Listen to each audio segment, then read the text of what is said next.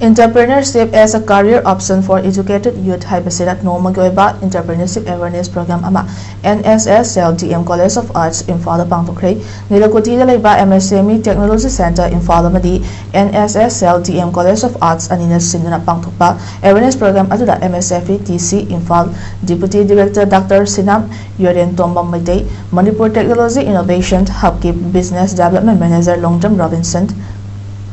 SBI LDM Imphal West and Thobal District ki Manager Dr. Maitram Uttam Luang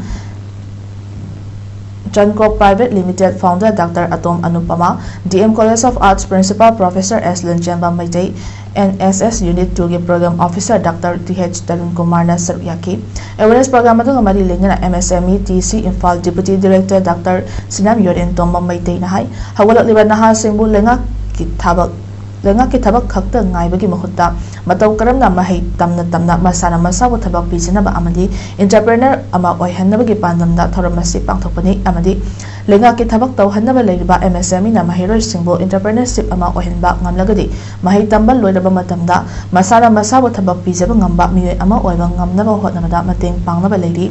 naha sing senthok lambi leiraba masana masabu thabak oijaba ngamlam Masara masabu thabak pijaba ngamnaba matamda chawkhatpa khunai ama oiba ngamgani madura naha singbu thabak pinaba leiriba Manipur Technology Innovation Hub nasu naha sing mateng pangnaba leiri haina su phongdoke